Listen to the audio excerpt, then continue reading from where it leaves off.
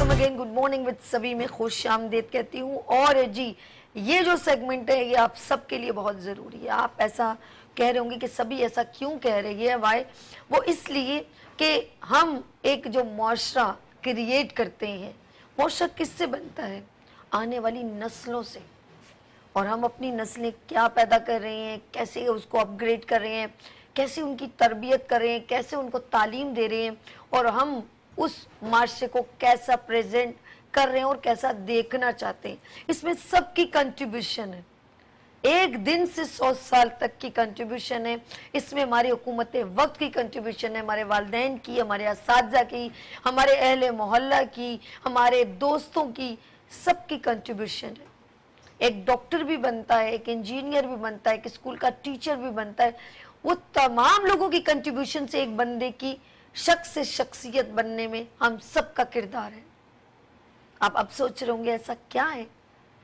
मुझे एक बात बताएं कि जिसने, अगर दो लोगों में बड़ा फर्क होता है, जिसने मेहनत करके अपने आप को प्रेजेंट किया होता है, और एक वो होता है जिसे कुछ नहीं पता होता और हम उसके आगे अंबार लगा देते हैं हर चीज़ के, फिर उसको हैसियत और वक़्त नहीं मालूम होती, उसका वेस्ट होना उसको मालूम नहीं होता। Just like is a Pakistan. मुझे बताइए ना, मेरे बराबर में उस शख्स को खड़ा कर दिया जाए जिसने पाकिस्तान बनते हुए अपनी आंखों से देखा हो, और वो मुसीबतें खुद सही हो, उसमें और मुझ में कितना फ़र्क होगा कि जो पैदा हुई उसे पता ही नहीं है, क्योंकि हर चीज़ मुझे गॉड गिफ्टेड मिल गई। पाकिस्तान गॉड गिफ्टेड मिल गया, इसीलिए मैं जगह जगह थूक देती हूँ, कचरा फेंक देती हूँ, मुझे नहीं पता, मैं रॉन्ग टर्न ले लेती हूँ, मैं वायलेंट करती हूँ, मैं शोर करती हूँ, कॉलेज से गुजरते हुए ज़ोर से हॉर्न देती हूँ, क्योंकि मुझे पाकिस्तान बनते हुए तकलीफ़ नहीं हुई, क्योंकि मैं उसके बराबर नहीं हूँ। एक एग्जाम्पल दे रही हूँ। बिल्कुल उसी तरह एक लड़का डॉक्टर बनता है, उसका बाप उसके हाथ में डिग्री पकड़ा देता है, उसने कोई पेपर नहीं दिया लेकिन उसे डॉक्टर बना दी, क्योंकि उसके बाप की एक विश थी मेरा बेटा डॉक्टर हो।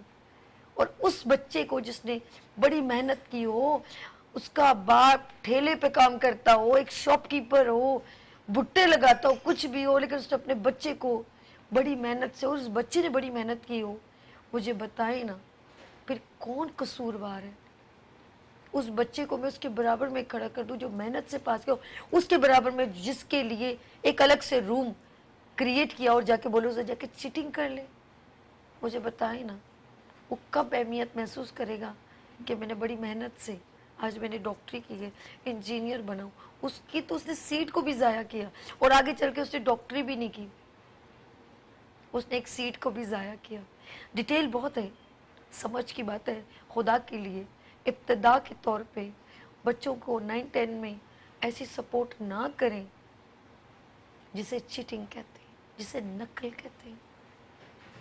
आप लोग बड़ा वकार समझते हैं कि मेरे बच्चे की बड़ी बेइज्जती होगी कि भाई वो पास नहीं, वो 5 पेपर क्लियर नहीं किए, मैट्रिक में एक ग्रेड नहीं लिया, मेरा नाक कट जाएगा। बड़े अफसोस की बात है।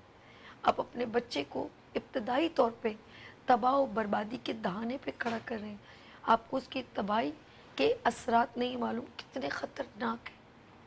लेट्स सी, आज हम बात करेंगे बच्चों को जो हम नकल की तरफ रुझान बढ़ गए, क्यों, इसमें किसका हाथ है? हमारे साथ एक कॉलर है, बात करेंगे। हेलो, अस्सलाम वालेकुम। हेलो, अस्सलाम वालेकुम। जी अस्सलाम वालेकुम। मेरे साथ कौन? मेरी बहन? मैं से बात कर रही हूँ, शहनाज। आवाज़ बहुत कम आ रही। शहनाज कहाँ से? मुल्तान से, बाबरडोर मुल्तान से। अच्छा जी, शहनाज नाम है आपका? हाँ जी। कैसी हैं आप? ठीक है, अल्लाह, आप सुनाए, आप ठीक हो? मैं ठीक हूँ। आपका हैं जी बड़ा प्यारा है। हैं जी। Thank you. अच्छा, प्रोग्राम देख रही हैं? अच्छा लग रहा है? हाँ, हाँ जी, बहुत अच्छा लग रहा है, डेली देखते हैं आपका प्रोग्राम। क्या अच्छा लगता है मेरी बहन आपको? आप मुझे बहुत प्यारी लगती हैं, मतलब आपको शो बहुत प्यारा लगता है, जैसे का मतलब टोटके वगैरह बताती हैं। वाह जी वाह, क्या बात है। आपको ये अच्छा लगता है? रोजाना देखती हैं? यस जी। खुद देखती है या अम्मी भी देखती हैं? नहीं, हम बहनें देखती हैं। अच्छा, क्या बात है। कुछ सीखने को मौका मिलता है मेरे प्रोग्राम से? बिल्कुल। क्या बात है भाई। अच्छा, टीवी पे भी देख रही है। चलिए शहनाज, बहुत शुक्रिया आपकी मोहब्बत, आपने कॉल की सिर्फ ये कहने के लिए कि आपका मुझे मेरा प्रोग्राम आपको अच्छा लगता है। मैं बहुत दिल से आपका शुक्रिया अदा करती हूँ। अच्छा, अब इस प्रोग्राम के इस सेगमेंट को जरूर देखिएगा, ठीक है? ओके, अल्लाह हाफिज। असल में बहुत देर होल्ड होता है तो वो गुफ्तगू जो चल रही होती है, बात हो रही थी कि बच्चों को हम, हर घर का ये मसला है, चाहे वो अपर क्लास हो, मिडिल हो या लोअर हो, हमें सीरियसली और संजीदगी के साथ इसको सोचना पड़ेगा। मेरे साथ मेहमान यहाँ तशरीफ़ रखते हैं। आज मौजू है कि बच्चे जो पेपर्स में नकल करते हैं उनको कौन ये हेल्पिंग हैंड प्रोवाइड करता है और टॉप टू बॉटम किसका सबसे ज़्यादा कंट्रीब्यूशन है। इसमें क्या बच्चों कसूरवार है, पेरेंट्स या टीचर, कौन कसूरवार है इसके अंदर, या उनके दोस्त। मेरे साथ यहाँ पर तशरीफ़ रखते हैं, एजुकेशन से उनका गहरा ताल्लुक़ है और तमाम एजुकेशन सिस्टम से उनका गहरा ताल्लुक़ है। तो मेरे साथ यहाँ तशरीफ़ रखते हैं इमरान खालिक, IK कोचिंग सेंटर के डायरेक्टर। अस्सलाम वालेकुम। सलाम। कैसे इमरान? अल्लाह का शुक्र। माशाल्लाह, स्कूल कॉलेज और तमाम शोबा तालीम से आपका गहरा ताल्लुक़। और बिल्कुल आप गुफ्तगू जारी रखेंगे। हमारी एक और मेहमान है, उनसे भी मिलवाते हैं। मेरे साथ यहाँ तशरीफ़ रखती है राहिला इमरान साहिबा, यहाँ पर NJF स्कूल की डायरेक्टर। अस्सलाम वालेकुम राहिला जी, कैसी हैं आप? ठीक है। और इनका भी ऑफ कोर्स मैं कहूँगी कि तालीम के साथ एक गहरा ताल्लुक़, एजुकेशन सिस्टम से गहरा ताल्लुक़। सबसे पहले इमरान की तरफ चलती हूँ। इंट्रो आपने मेरा सुना और हर बार आपका सर हिल रहा था कि जैसे मैं सही कह रही हूँ, लेकिन मुझे नहीं मालूम मैं कहाँ तक सही हूँ, क्योंकि अभी तो हमें जज करना है कि गलती और कोताही कौन सी जगह से इंडिकेशन कर रही है, निशानदेही कर रही है। इमरान साहब क्या कहते हैं?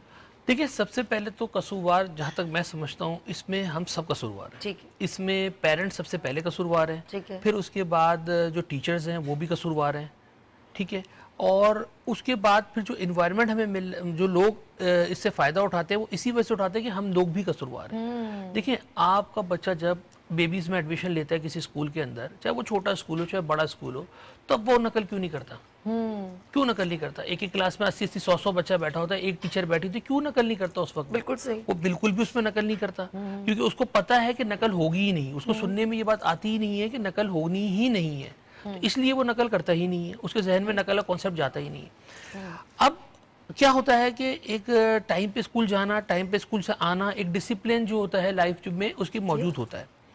अब जब वो उसके जहन में हम पहले से ये बात डाल देते हैं, बेटा 9 में आ जाओगे, मर्जी है स्कूल जाओ या मर्जी है स्कूल ना जाओ, कोई इशू की बात नहीं है, आप जाना है स्कूल जाओ, नहीं आपको जाना स्कूल नहीं जाओ, कोई इशू की बात नहीं है, 9 में आ गए आप, ठीक है। फिर साथ ही साथ ये होता है कि भाई 9 में सबसे पहले बच्चे के जहन में क्या होता है कि यार फला जगह सेंटर पड़ा, यहाँ नकल होगी कि नहीं होगी। तो जब आप उसके जहन में ये कॉन्सेप्ट डाल देंगे कि 9 में जाने के बाद आपका पहला सवाल ये होगा नकल होगी या नहीं होगी, तो उसके बाद वो किस तरीके से सोचेगा कि क्या नाम है कि मैं जो हूँ पेपर जो है नॉर्मल तरीके से करूँ अपना।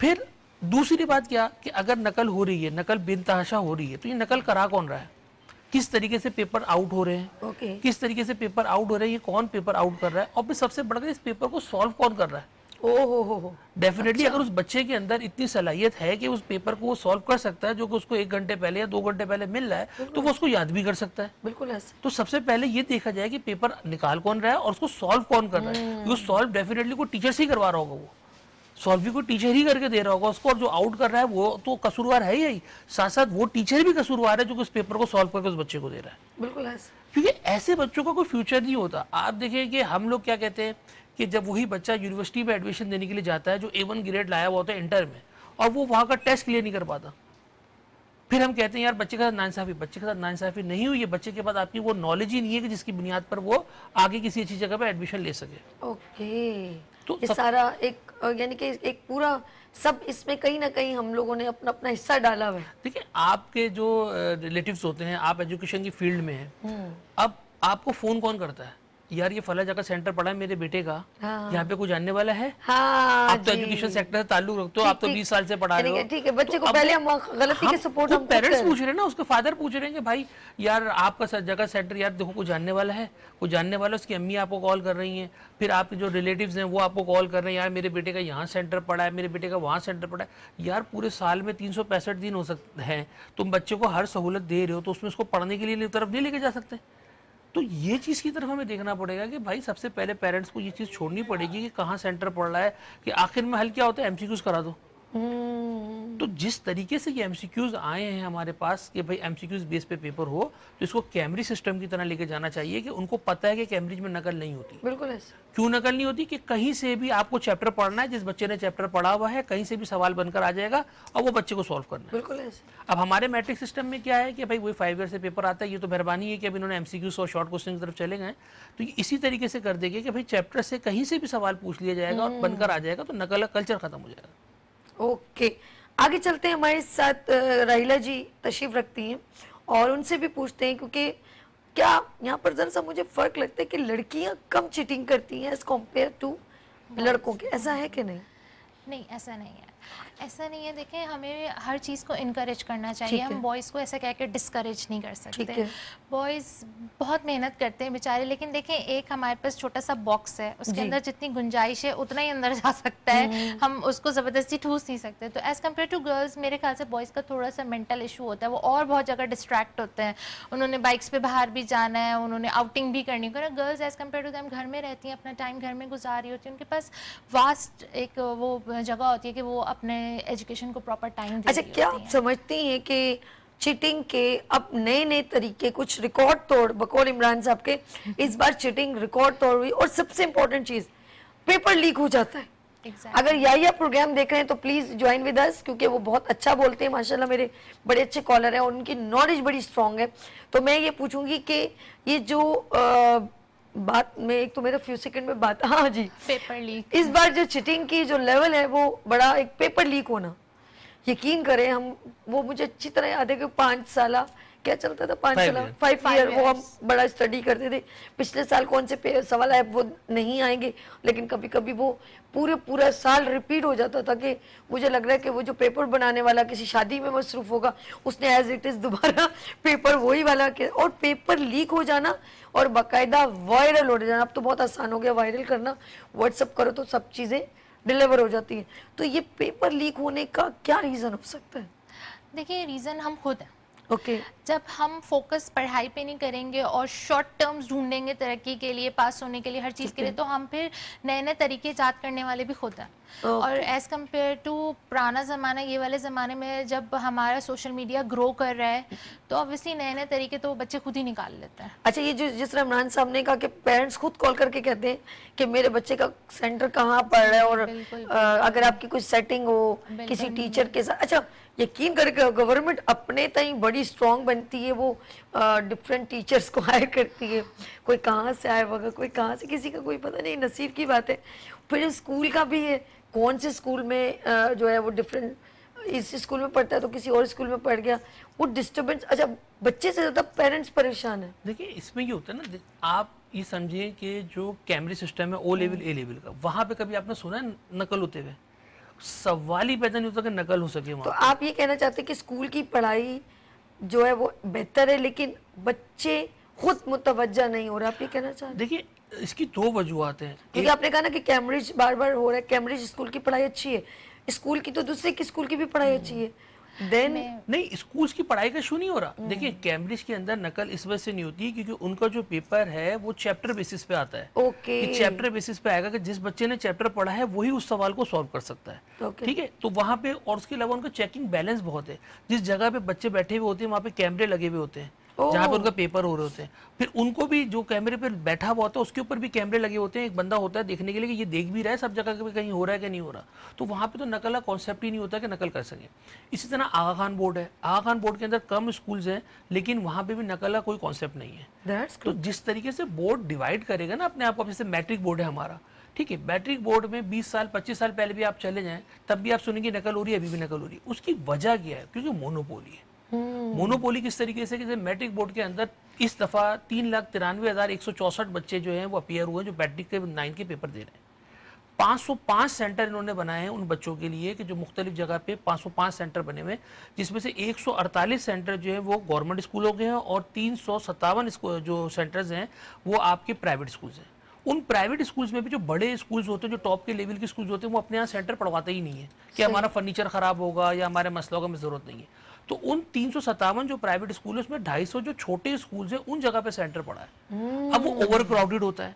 अब उस स्कूल में बैठने की जगह ही जो है आपके 200 बच्चों की बैठने की जगह है, वहाँ पे आप उसमें 400 बच्चा बैठा दोगे तो आप चैनल्स पे सारे देख रहे हैं कि बच्चे ज़मीन पे बैठ के पेपर दे रहे हैं, पंखे नहीं चल रहे, लाइट गई हुई। तो उसका रीज़न ही यही है कि भाई आप इसको जिस तरह अब आप डिफाइन आप देखें, पहले से मैट्रिक बोर्ड होता था, मैट्रिक बोर्ड के साथ साथ ये कैम्ब्रिज सिस्टम था, लेकिन कैम्ब्रिज सिस्टम पे हमारे जहन में ये है कि सिर्फ अपर क्लास जो है वो कैम्ब्रिज सिस्टम की तरफ ज्यादा जाती है, मिडिल क्लास और लोअर मिडिल क्लास है जो हमारे वो मैट्रिक सिस्टम की तरफ ही जाते हैं।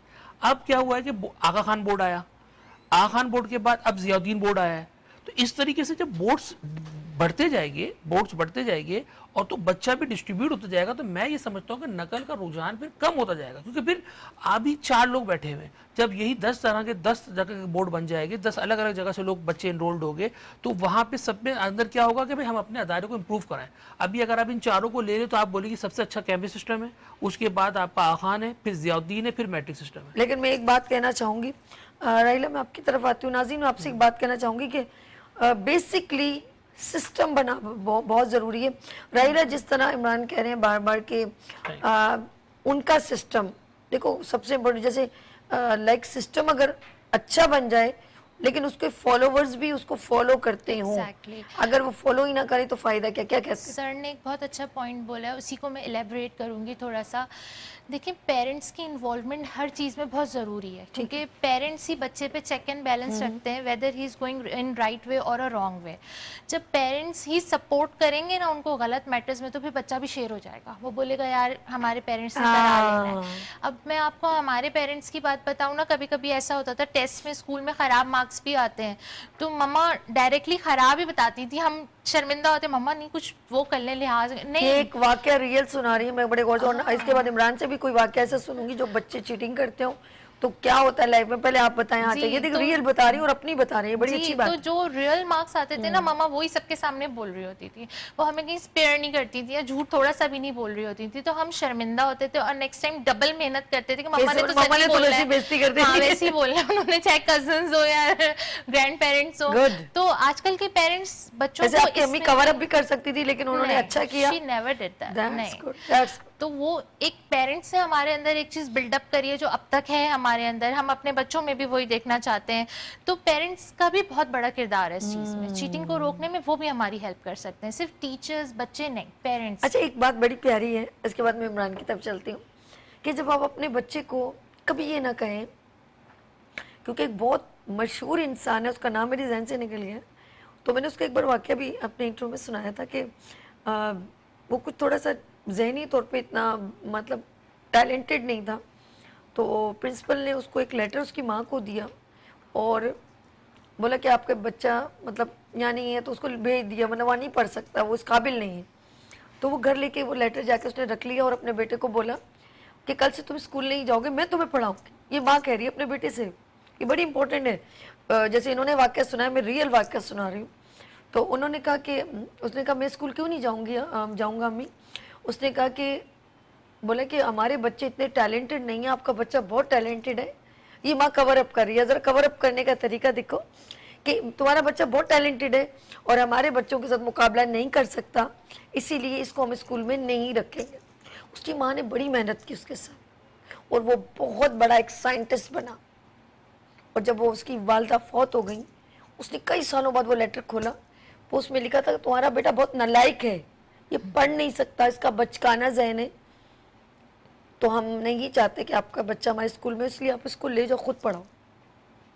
तो आप अंदाज़ा लगाओ अगर उसकी माँ ने, मैं उन पेरेंट्स के लिए कभी अपने बच्चों को ये ना कहूँ कि वो उसका बेटा देखो कैसा है। ये हम लोग आज की दुनिया में जो लफ्ज़, अगर उसकी माँ ये कहती कि मेरा बच्चा कैपेबल नहीं है और जो उस बंदे ने कहा है या उस प्रिंसिपल ने कहा है, तो मैं अपने बच्चे को उसी तरह डफर ही रहने दूँ लेकिन उसने प्रूव किया मेरा बच्चा टैलेंटेड है, उसके साथ मेहनत की और प्रेजेंट किया उस बच्चे ने साइंटिस्ट बन के। हम अपने बच्चे को सबसे पहले ज़हनी तौर पे मार देते हैं जब उसके आगे किसी और बच्चे की तारीफ करके उसको उस जैसा बनने को कहते हैं। अली देखो ना कैसा सुबह यूं उठता है, ये करता है, वो करता है। अली को देखो ना वो फर्स्ट पोजीशन लेता है। आप बच्चे को अली के बराबर में खड़ा करना चाहते हैं, आप अपने बच्चे की खुद आइडेंटिटी नहीं बना रहे घर से ही। आप अपने बच्चे से कहें मुझे फख्र है अपने बेटे पे। अगर आपको उसकी गलती भी पता है ना, उसको इस तरीके से हैंडल करें कि वो अपनी गलती को खुद ब खुद बगैर उसके सुधार ले कि मेरा बेटा, मुझे फख्र है, मेरा बेटा कभी स्मोकिंग नहीं करेगा, गलत बच्चों में नहीं बैठेगा, क्योंकि मेरा बेटा मुनफरिद है, वो बाप का नाम रोशन करेगा। ये तरीकाकार होता है बच्चों को हैंडल का। हमारे साथ कॉलर है जिसका इंतजार था, वो शाहकार आ गए। मैं वही सोच रही थी कि बेहतरीन नॉलेजेबल पर्सन मेरा जो कॉलर है वो याया है। अस्सलाम वालेकुम। वालेकुम सलाम। सभी कैसी हैं आप? मैं ठीक हूँ याया, कैसे हो आप? ठीक हो?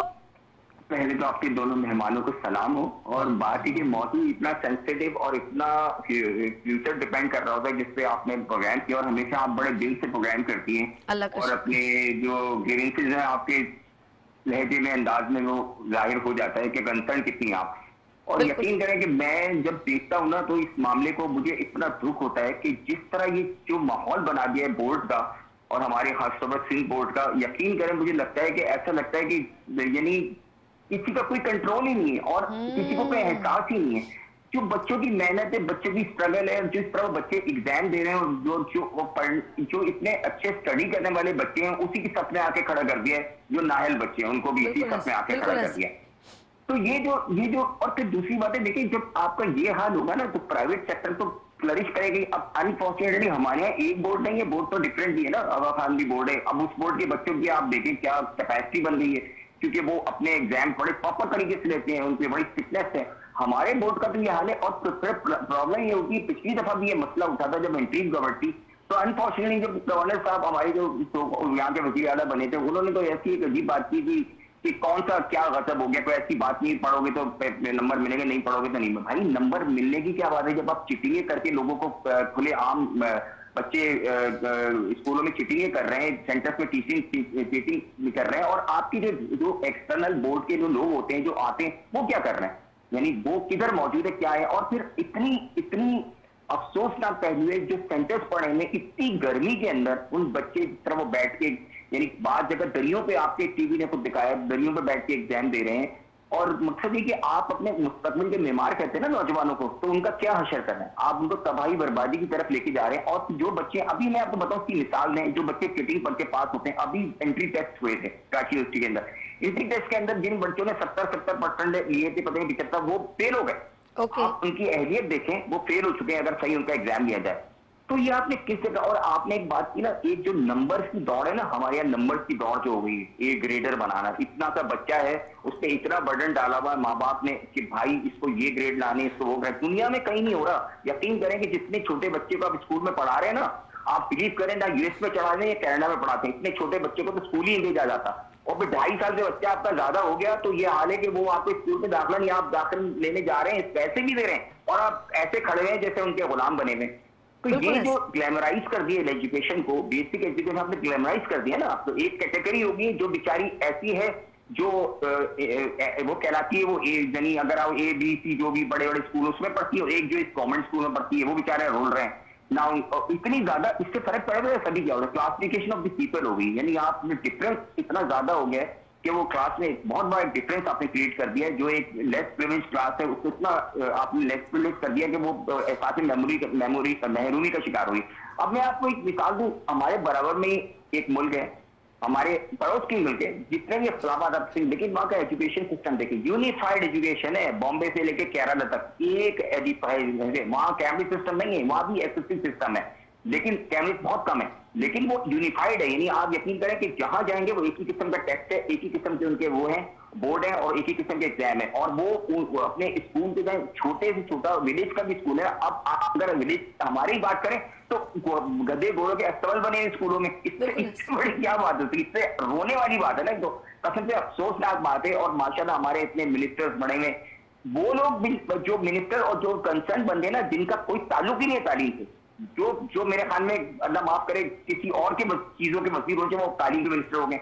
जब इस किस्म जिस पुल के अंदर ये कहा जाए कि डिग्री तो डिग्री है, जाली हो या असली, क्या फर्क पड़ता है। कसम से यार आपने ऐसी बात की, डिग्री तो डिग्री है चाहे जाली हो या, वाह वाह क्या बात है, ये मिनिस्टर कहे तो क्या बात। लेकिन मैं क्योंकि आपके मेहमान बैठे में मैं उनसे एक सवाल भी करना चाहूंगा।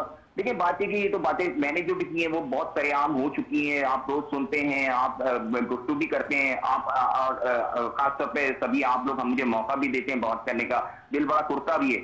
लेकिन इसका कोई हल तो नहीं है ना, ये हल तो नहीं है ना। बात ये कि मैं ये चाह रहा हूँ कि आपकी नजर में जब कहते हैं ना रिश्वत लेके फंस गया, रिश्वत लेके छूट गया, अब जहां चौकीदारी चोर बन जाए तो आप क्या करेंगे। मेरा सवाल इससे यही कि कोई राह बताई जा सकती है, क्योंकि देखें जो बच्चे अफोर्डेबल हैं वो तो पढ़े अच्छी स्कूलों में जाके अच्छी पढ़ाई कर लेते हैं, लेकिन गवर्नमेंट स्कूल में जो बच्चे जा रहे हैं उनका जो हाल है, तो कोई ऐसा हल, कोई ऐसा रास्ता आपकी नजर में है, कोई आप बता सकते हैं, एटलीस्ट उन करते दर्दों को आप सजेशन दे सकते हैं कि भाई खुदा के लिए अपने मुस्तकबिल से ना खेलें, ये मुस्तकबिल के मेवार हैं, इनके साथ ये ना करें, और फिर कोई राह आपकी नजर में है, मैं ये पूछना चाहता हूँ। थैंक यू, बहुत शुक्रिया, थैंक यू सो मच। कल मैं एक बहुत बड़ी शख्सियत के पास बैठी हुई थी और उसने कहा कि हमारे मुल्क की जो आवाम है वो कम से कम 22-23 करोड़ है, इसमें से अगर 1-2 लाख या 1-2 करोड़ आगे पीछे हो जाती है, इधर चली जाती है, ये हो जाता है, बाकी तो ये बिजनेस बात हो रही थी, बिजनेस डील में ना, मतलब एक नॉलेज लेते। फिर उन्होंने एक जगह फ़ोन किया तो वो आपस में डिस्कस कर रहे थे, वो मैं बात सुनी थी, मुझसे नहीं कर रहे थे, वो स्पीकर ऑन करके कर रहे थे, बड़ी इंपॉर्टेंट बात। उसने कहा कि एक गधा गाड़ी है ना, तो गधे को चलाने के लिए एक डब्बा होता है जिसे बजाते हैं, डुगडुगी टाइप की जो छन छन करती रहती है। तो उन्होंने कहा, वो उनको सुना रहे थे, वाकई मैं सुन रही थी और जाहिर बात है सामने बैठी हूँ तो आवाज़ तो आ रही है मुझे भी। तो उन्होंने कहा हमारी आवाम को डुगडुगी चाहिए चलाने के लिए, और जब तक वो चलती रहेगी तो वो जो गधा है वो चलता रहेगा। अब उसको घोड़ा कह दें या कुछ भी, तो हमें एक सिस्टम बनाने के बाद डुगडुगी चलानी पड़ेगी, और जब डुगडुगी चलेगी तो एवरीबडी फॉलो, तब फॉलोवर होंगे, वरना कोई भी फॉलो नहीं करेगा। बात बहुत गहरी है, हम लोग समझना नहीं चाहते।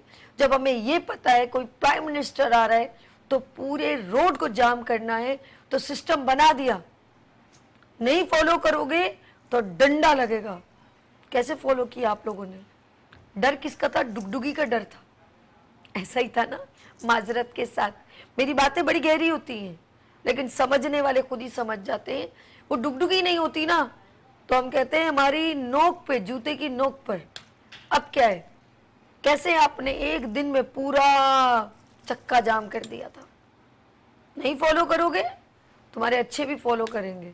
ऐसे ही था इमरान साहब, बिल्कुल सही कह रही हैं। तो हम लोगों को फॉलो कराने वाले लोग जब खुद फॉलो ना करें तो फिर बड़ी मुश्किल हो जाएगी। फिर हम यही कहेंगे डिग्री तो डिग्री है, असली हो के नकली। सबसे जो बेसिक जो मेरा ख्याल है वो ये है कि जो बच्चे गलती करते हैं ना, उस पर उनको टोका जाए, और अगर वो गलती कर रहे हैं तो अगर कोई दूसरों के सामने उसको डिफेंड ना किया जाए।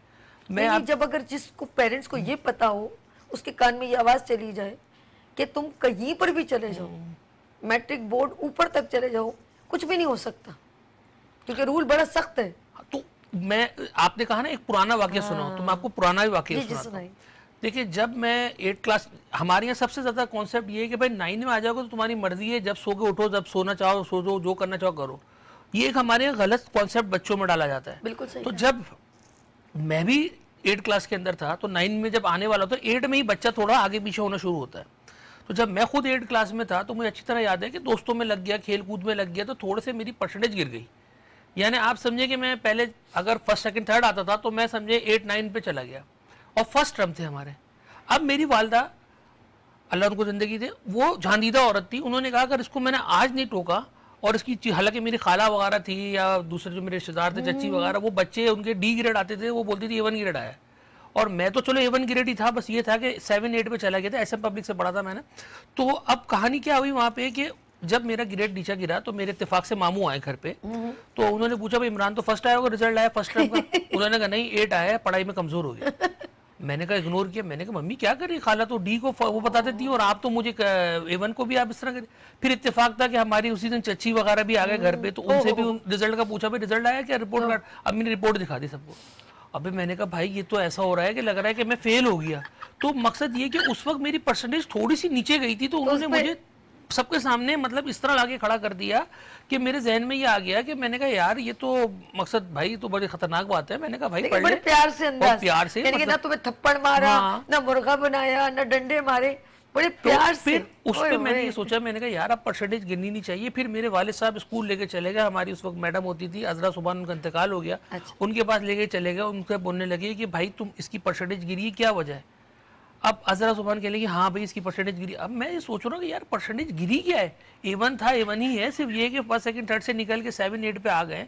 तो मकसद उस वक्त तो ये बातें समझ में नहीं आई कि मैंने कहा यार मेरे दोस्त हैं कि मतलब B-D पे भी खुश हो जाते हैं, लेकिन वो मैंने कहा ये क्या है। तो मकसद ये कि पेरेंट्स अगर आपकी अटेंशन आपको दें और उसके बाद ये कि आपकी हर चीज को नोट करें, थोड़ा सा दिल में डर भी होना, थोड़ा सा अगर पीछे जा रहे हो ना तो आपको उसी वक्त इनकरेज करें तो आप आगे बढ़ जाओगे, वरना उस वक्त अगर आपको छोड़ दिया ना तो फिर आप वहां जाओगे जहाँ से उड़ भी नहीं सकते। अच्छा देखो, आपके पेरेंट्स ने भी, इनके पेरेंट्स ने भी बड़े अच्छे तरीके से, लेकिन कुछ लोग पेरेंट्स पता क्या, अगर उनके हाथ पहले कुछ नहीं होता तो बच्चे को मारते बहुत है और उसको मतलब बहुत पिटाई करते हैं। मैंने कुछ पेरेंट्स को देखा है, वो उनको जिस तरह उनको समझ में आती है, तो मैं कहती हूँ पेरेंट्स बुरे नहीं होते, लेकिन वो इतना मारते हैं कि मैं तुम्हें काम छुड़ा दूंगा, तुम्हें गैरेज में लगवा दूंगा, तुम पढ़ नहीं सकते हो, तुम्हें मैं नौकरियां दे दूंगा, मजदूरी करवाऊंगा।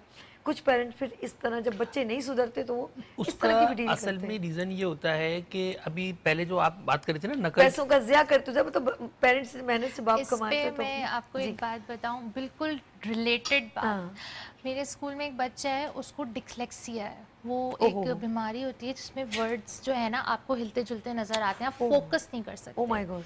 उन बच्चों पे बहुत मेहनत करनी पड़ती है, उनकी मदर भी उन पे बहुत मेहनत करती हैं। उनका रिजल्ट थोड़ा ऊंच नीच आता है बिकॉज वो नॉर्मल नहीं है, हमें ये बात समझनी होगी।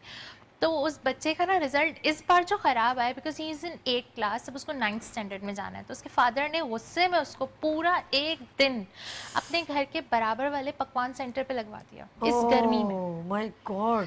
तो आप मुझे बताएं, ये सज़ा उसके लिए बेटरमेंट की तरफ तो उसको नहीं लेके जाएगी, वो उसको ज़िद्दी बनाएगी। वो बोलेगा ये उन्होंने सज़ा देनी, कराना तो उन्होंने यही है मेरी।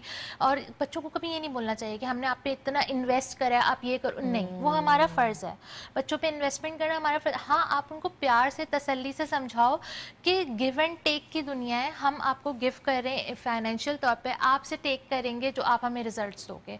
इस तरह नहीं, कहीं ना कहीं एजुकेशन मामले में इब्तदाई तौर पे पेरेंट्स की गलतियां कहीं ना कहीं मतलब लाशौरी तौर पे भी हो जाती है।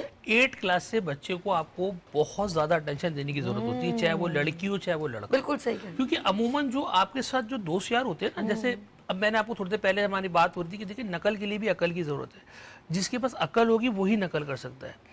अब जब मैं अपना आपको एक वाकया सुनाऊं, ये वो नकल नहीं कह रहे, ये किसी को अच्छा बनने के लिए नकल की बात हो रही है जी। तो अब जैसे मिसाल मेरा एक दोस्त था, अब जब हमारे बोर्ड के पेपर हो रहे होते थे वो सुबह 6 बजे आ जाता था मेरे घर पे, बैले बजा रहा है और उस मकसद बैले बजा रहा है, खड़खड़ा रहा है। अच्छा भाई क्या हुआ यार, वो मेरे पास पेपर आ गया है। तो अरे 9 बजे पेपर है, वो 6 बजे पता नहीं कहाँ से 6:30 बजे पेपर लेकर आ गया। ऐसी वर्किंग उस पे नहीं की, मेहनत पढ़ने पे। अच्छा भाई, अब वो मेरे पास इसलिए लेकर नहीं है कि मैं देख लूँ, वो इसलिए मेरे पास लेकर आया इसके आंसर बता दो कहाँ से कहाँ तक है। यानी उसके पास इतनी नॉलेज भी नहीं है कि वो ये बता सके कि भाई इस सवाल का आंसर को मैं ढूंढ सकूं। तो आप मुझे बताएं कि वो किसी तरीके से अगर A1 ग्रेड ले भी लेगा, बाद में किसी इंस्टीट्यूट में जाएगा या बाद में किसी जगह जॉब पे जाएगा, तो कैसे वो कर सकेगा काम? बात तो वही आ गई ना, कहीं से भी वो काम नहीं कर सकेगा। तो इसीलिए पेरेंट्स को पहले से ही बच्चे के ऊपर ये माहौल देना चाहिए कि भाई 9 में आगे तुम कोई तुरम खानी बन जाओगे कि 9 में आगे मिस। भाई आप ये देखिए ना, 8 तक क्यों पकड़ी बन के बैठता है बच्चा? क्यों नकल नहीं करता? मैं आपसे इतनी बड़ी बात कर दूं कि मेरा अपना बच्चा माशाल्लाह से 7 में अगर मिस क्लास के अंदर से बाहर भी चली है ना, किसी बच्चे में हिम्मत नहीं है कि कोई बच्चा नकल कर सके। तो ये एक वही बच्चा जब 8 में आता है तब भी यही होता है। अब वो 9 में चले तो कैसे उसके जहन में नकल का ख्याल आता है? यार तुम 11 साल स्कूल में पढ़ कर तब तो तुमने नकल नहीं की। कभी आपने सुना है कि बच्चा नकल करते हुए पकड़ा गया, उसको स्कूल से निकाल दिया? कभी सुना है आपने? क्यों नहीं होता ऐसा? 11 साल नहीं होता। अच्छा इमरान, मैं चाहूंगी नेक्स्ट थर्सडे को हम इस सब्जेक्ट को, इसी बात को, मौजू को कंटिन्यू करें, क्योंकि हम स्लो ग्रेजुअली आगे बढ़ते हैं। और आज हमने थोड़ी नकल पे बात की, आगे हमारा क्या बच्चा लाए हमारा, जैसे अपने कहा कि जो बच्चा नकल करके पढ़ेगा वो किसी जगह पर अपना कॉन्फिडेंस भी डेवलप नहीं कर सकता। हमारे पास 2 मिनट रह गए और मैं इमरान का शुक्र करती हूँ। जाते जाते नाज़रीन को मैसेज दें, थर्सडे को इंशाल्लाह टू बी कंटिन्यू करेंगे इंशाल्लाह। जी, मेरा मैसेज सिर्फ आप लोगों को इतना ही है कि बच्चे को किसी भी तरीके से कंपेयर नहीं करें दूसरे बच्चों से, कि ये आपकी बहन का बच्चा, भाई का बच्चा, फला का बच्चा, कंपेयर बिल्कुल भी नहीं करें। हर बच्चा अपनी सलाहियत लेकर आता है और उसके हिसाब से काम करता है, और उसको उसकी किसी गलत बात पर उसका साथ मत दीजिए और उसको पढ़ाई में इनकरेज करें। उसको सिर्फ इतना बता दें कि बेटा पढ़ोगे तो माशरे में मुकाम पाओगे, वरना अदरवाइज कुछ भी नहीं हासिल कर पाओगे। ओके, मेरा इला इमरान से भी कहूंगी कि प्लीज अपने नाज़रीन को कोई मैसेज दें, फिर हम इस सब्जेक्ट को हम कंटिन्यू करेंगे, इस सेगमेंट को। जी, मैं पेरेंट्स से बस इतना कहूँगी कि गवर्नमेंट की चीज़ों को एक साइड पे करें। ये बच्चों की एजुकेशन एक ट्रायो सिस्टम है, पेरेंट्स, टीचर्स और वो बच्चा खुद, इस पे फोकस करें, उसको एक अच्छा प्रोडक्ट, अच्छा इंसान बनाएं जो मुआशरे के लिए आगे कारआमद साबित हो। दैट्स गुड इमरान, बहुत शुक्रिया, thanks for coming show and Thank you so much. Also your, thank you so much. जी नाज़रीन, हम यहाँ पर चाहूँगी इजाज़त, और पूरे प्रोग्राम में ऑफ कोर्स जब भी मैं प्रोग्राम करती हूँ कोई बात किसी के गिरा गुजरी तो माफ़ी चाहूँगी। अपना बहुत ख्याल रखिएगा, मुझे दुआ में याद रखिएगा। कल फिर मिलेंगे उभरते सूरज की तरह। अल्लाह हाफ़िज़।